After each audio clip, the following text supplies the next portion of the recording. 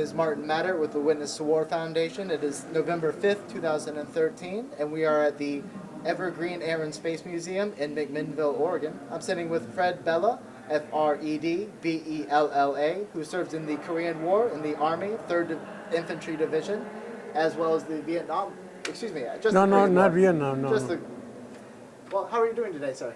I fine, thank you. Wonderful. My first question is, where are you from originally? Where are you from originally? California. And how did you come to join the military? Pardon me? How did you come to join the military? Well, in those days, Mexican-American families, they had to work in the fields. There's no other way. So I got tired of working in the fields, and I said, this is not for me. There's no future here. So I joined the Army. When did you start working in the fields? Ever since I was 7 years old. The whole family has to go in there. School, forget about school in those days. You know? Most of World War II veterans and some Korean veterans, the highest they had was school was 3rd and 4th grade.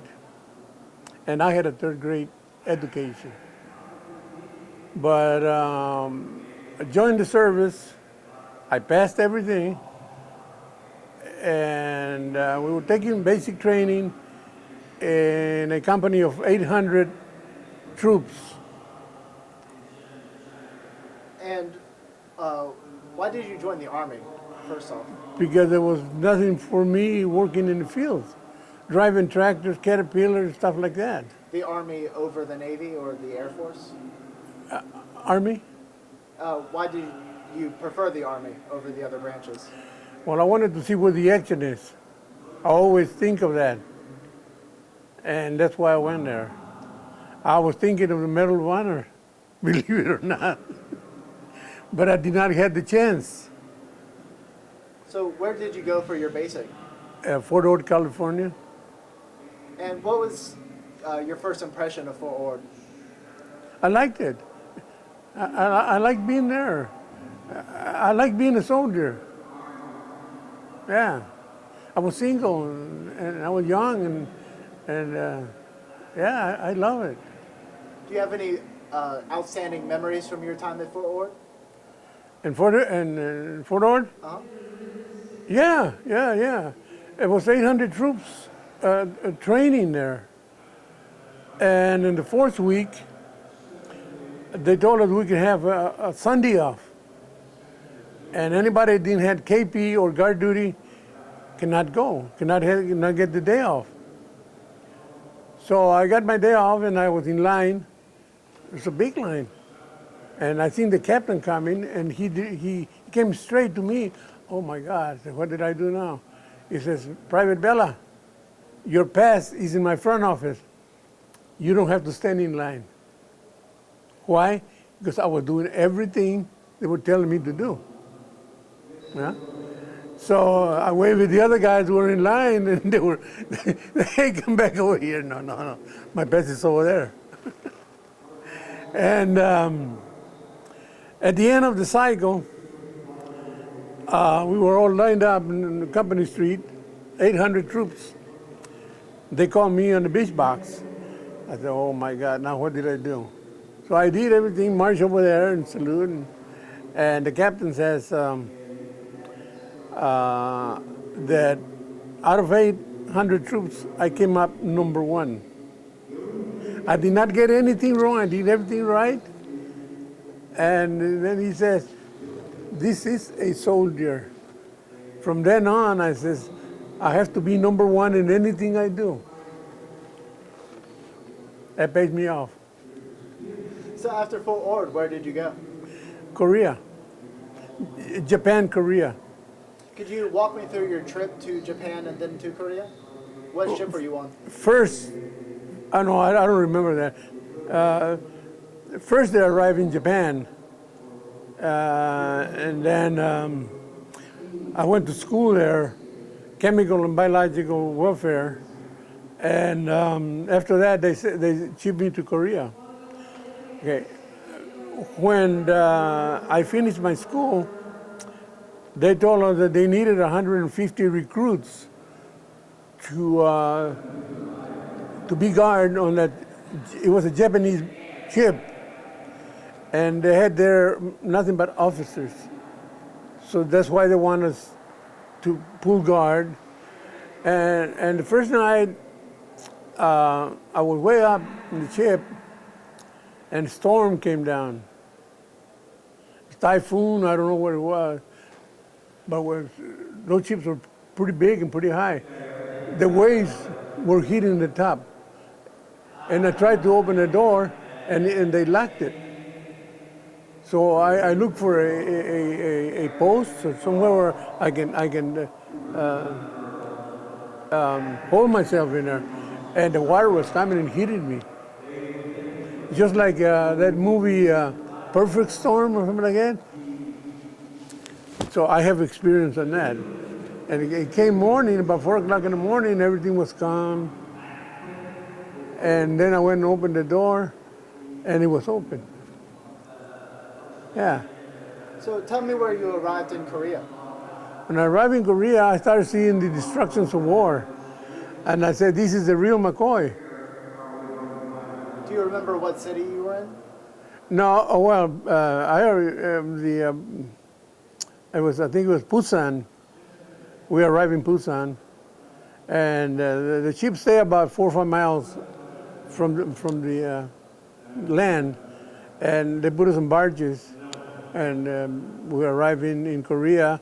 From then, they put us on the train, little bitty trains, like toy trains, you know, and I spent a couple of days in the train getting to the front lines. And I was assigned to combat engineers. And I found out that we was rotating home on points. You got to have 42 points. The infantry would get 4 points a month. Combat engineers would get 3 points. And we were in the front lines because the flares were dropping not too far from us. And I says, I'm getting 3 points, and I'm in front line. I went to my captain and said, I want to transfer to the infantry. Like that, I was gonna. And the captain said, were you crazy? He said, you're going to go home in a wooden box? Sir, I'm going to take my chances. And I didn't get a scratch. I came back. Thank God that I came back. Yeah. So tell me about joining the 3rd Infantry and what the men were like when you joined. Well, it was, they assigned me to this company, which was a service company of the 15th Infantry Regiment. And they assigned me to GRO, Grave and Registration. So I was picking up dead bodies, yeah. And it's hard to do it. If you see soldiers, little bit of hole in here, but in the back you got nothing. All that just hanging down. I seen that. Same thing on the stomachs. The guts are all out. So what do? You put him back in there and get him in the truck and let's go. And then being in the front line, picking up dead bodies, there is before you get to the front line, 25 miles before you get to the front line, there's no lights, no cigarettes, no nothing. All by yourself and the dead bodies. And you wouldn't dare look back. Suppose one of them gets up. Then what? And I was afraid of an ambush. And did you ever get ambushed early on? No, I did not get an ambush. I had a 50 machine gun on top, and sometimes I carry a 45, an M1, an M2 automatic rifle, and I had grenades. I was afraid, but I had to do what I had to do. Could you walk me through your first mission with the 3rd Infantry? Yes, yeah. I was not going on patrols. I was picking up dead bodies. Could you tell me about the first body that you found? And The body that I picked up, oh, it's terrible. Sometimes you see a whole bunch of bodies, all muddy, with beard. Oh, it was awful. And every time I did that, I said, I wonder if the people of the United States knows what's going on here. Yeah. But anyway, I survived all that. Came out of there all right. how long were you picking up bodies with the 3rd? It was off and on, off and on.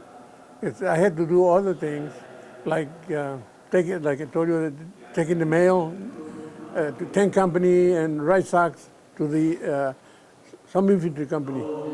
How I got there, I don't know. There was no address. I don't know. You told me a Jeep story. Oh, okay. First sergeant was Mexican American. He was black as a night, and he didn't want to speak Spanish to me. He says, "All right."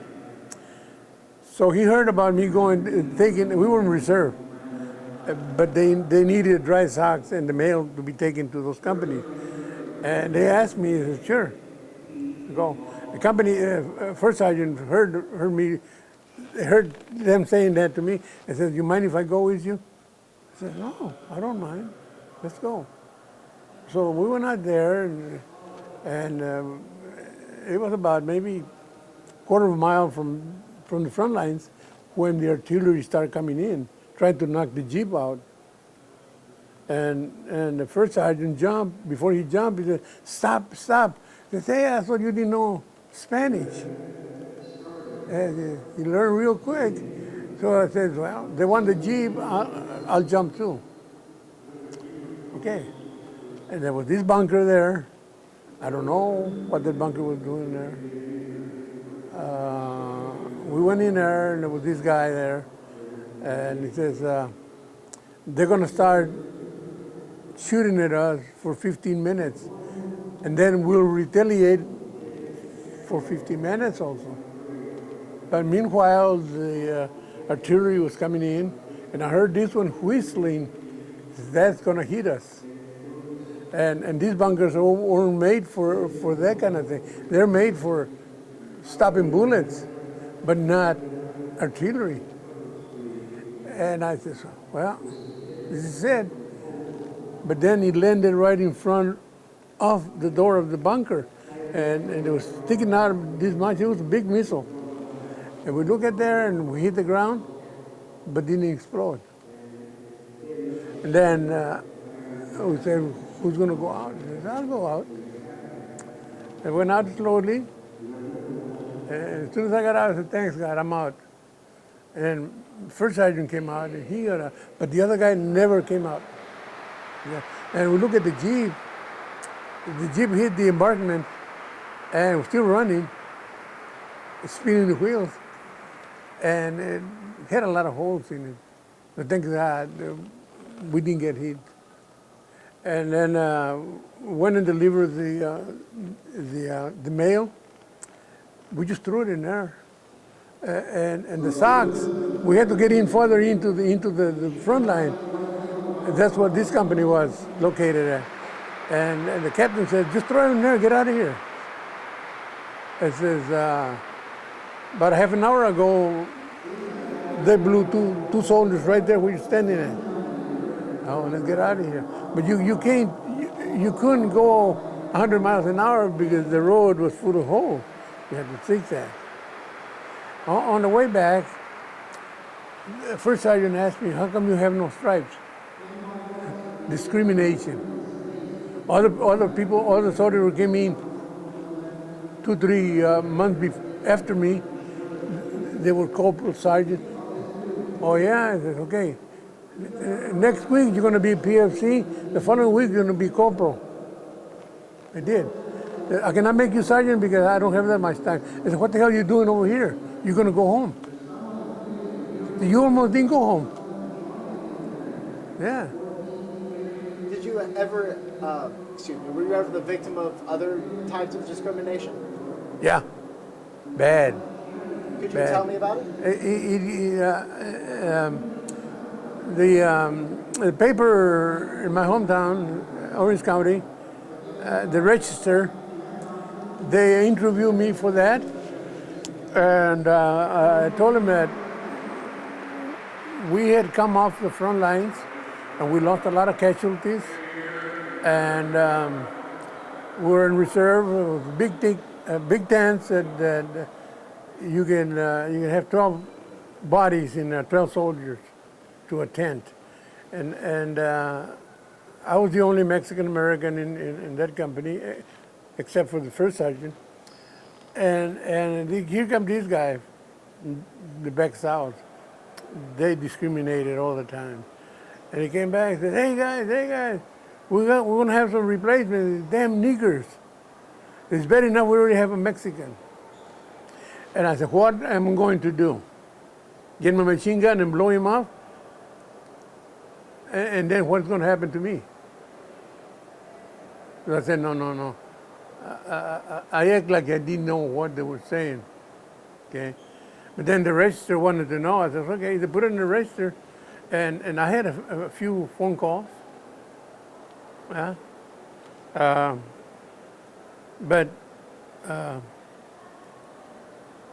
you know, you go on like nothing is happening. The other day, or yesterday, some students, I don't know if they were Mexican descent or what, but they were Hispanics. And I came out and say, I didn't tell them about the war story, but I did tell them that the Mexican-American soldiers, you probably don't know that either, in World War II, when they were in the foxholes, everybody was brothers. But once they came home, Mexican-Americans cannot live in a white neighborhood. They have to go, as to per se, across the tracks. But a lot of them, they had to fight again over here again. And they fought discrimination. And they won. They had to go to court to buy the house they wanted in a white neighborhood. And they did. Or there were restaurants that would say, no Mexican dogs allowed. You know, after you come back from the war, you see that hits you. Your life was on the line most of the time. You come back to the United States and you see that, you know, it gets anybody going. So they did a lot of destructions when they came back until everything, it was all right then, you can get a job in the city, construction or whatever. But meanwhile, those Mexican Americans that were working on the farms, farm laborers, they didn't get the education. It was moving from one city to another. You know. We were in Texas, and we moved to Arizona, and then to California, and we stayed in California. I was 7 years old. How many Hispanic men did you serve with in the military during Korea? Oh, there were a lot of them. There were a lot of them. A lot in your unit? Some units were all Mexican Americans. Yeah. And how did you all cope with being discriminated against? Well, it's like anything else, you know, you can't do nothing about it. And you learn about that and just kind of shine it on. I didn't. I fought. It didn't matter to me. Yeah. Like, okay, this big guy that's in charge of everything in here, he says, we have a group of Mexican-American veterans from Orange County in California. I said, I didn't go and tell him nothing, but it says, in a place like this, you say Americans veterans from California, leave out the Mexican-American, leave it out, or you're discriminating. What sort of relationship did you have with African-American soldiers? Normal, normal. Anybody treats me right. That's all I want. Respect. Were you able to relate with them over discrimination? No,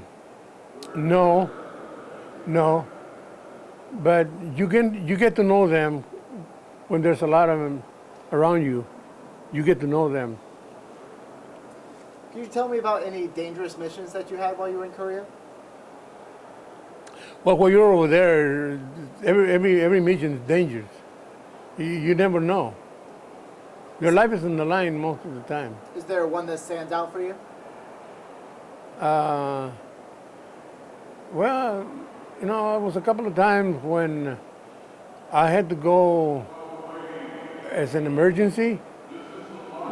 Certain companies were running out of ammunition, and they would send me with a 2.5 truck loaded with ammunition, and I would have to go there, and you can see they're trying to knock you off.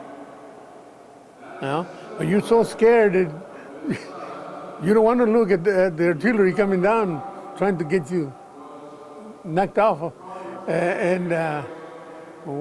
Once I got there, and they were shooting at each other. And I got there, and a company commander came out and says, "Get off the truck, get into a bunker." All right. And then after a while, he put a lot of troops in there to unload. In 5 minutes, I was unloaded. He said, "All right, go." And as I was coming back, they were doing the same thing, trying to knock me off. But I was driving as fast as I could, and the artillery was right behind me. But they never did catch up to me. And it was, I think it was quite frustrating, because the liquid or whatever it was white. Yeah. And another time was tank company. Tank company was way up in a big hill, way on top. And I still don't know how I got there. And there was a big embankment. I says, "How in the hell I'm going to get there up?" I says, "I ain't got no choice. I'm going to try it." I put all the gears I could on the 2.5, slowly climb up, went up, and you could hardly see those guys over there on top. I said, "I have to get up there." And I was going slow as I could, and zigzagging the big rocks. It took me about 3-4 hours to get up there. And when I got there, the company commander, I don't know who it was an officer. He says, "Good, you came on time. We still got ammunition." And then they had a fire mission while I was there. He says, "Get into a bunker. The tanks were here, and to shoot down, they had to get up on the ridge line, and looking down, you see the Chinese were coming, but they had to cross a river. As soon as those tanks got up there, started shooting them, you could see the bodies blowing up.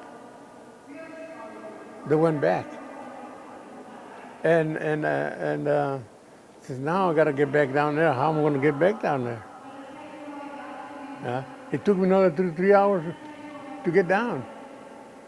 That was high the mountain was. And you were in a truck? Yeah, I'm in a truck. Yeah. And what did you find when you got down there? I finally got down there, and I said, "Well, this is the way." I'd seen the embankment. I said, "Well, I got to get down," and I did. I made it down, and I get out of there and took as fast as I could. Get out of there. But sometimes it was fun. Sometimes I was scared, because I didn't have nobody with me, and I was by myself most of the time. And especially at night when I had the truck full of bodies, that was scary. That was scary. Did you have any other memorable missions from your time in Korea? Well, I have a lot of them, but sometimes I want to forget about it. I understand. Yeah. What were the living conditions like where you? The what? The living conditions like where you were stationed. The living conditions. It was all right. Summer was hot. Winter was freezing. Freezing. And, living conditions, you live in a tent and it's freezing. You have a heater in the middle of the tent, but that wasn't enough. You had to get in a duffel bag. Yeah. What sort of garments did they give you? Well, they give you good clothing. Yeah. But because of that, sleeping in the snow, whenever there was a chance to sleep, I got at night I sweat. Sometimes I got to get up and change clothes. And the doctors haven't been able to find out what it is. But I know what it is. I was sleeping in the snow. Yeah. Did you or anybody else in your unit come down with sickness? I don't know. I've never seen anybody in my unit after that. It's not like you went out there as a unit. No. You went out there and replacements were coming in as they were needed. You didn't know those soldiers. I got hit again with this thing. So when did you eventually leave Korea? I arrived in Korea, Leaving Korea. I lived in Korea February 1953. I got out of there. Was your time up? No. Well, yeah. You stay there so long with rotating points, and you get home. And tell me about coming home and what that was like for you. Okay. When I arrived at the beach, they'll take you in barges and 2-3 miles inside the ocean, and then you have to climb with like those ropes, those nets. You have to climb that. And look, I said, wow. And then you got a duffel bag with you. And finally I got there. It was about 100 miles from there to Japan, some island there. They will give you some shots because you come in stateside. They'll take the war gear away from you and give you stateside gear. Well, the last night I was there, it was about 12 o'clock. I said, well, I'm going to go to sleep. I was happy because we were coming home next day and trying to put my blankets on top of me. And I felt something heavy at my foot and my legs. Something, and I said, what's wrong? So I stood up, and that was my grandmother, spirit, looking at me. She was dressed in white. And then she smiled at me and said, do not tell them that you've seen me. I go, wow. So my mind is messed up. But I knew since I was 7 years old that I had something extra in me. I knew that. Okay? But I never experienced it. That was the first spirit that I seen coming up from war. Yeah, and I got home and I had time to adjust myself. When I got adjusted, I got married. I was 24 when I got married, and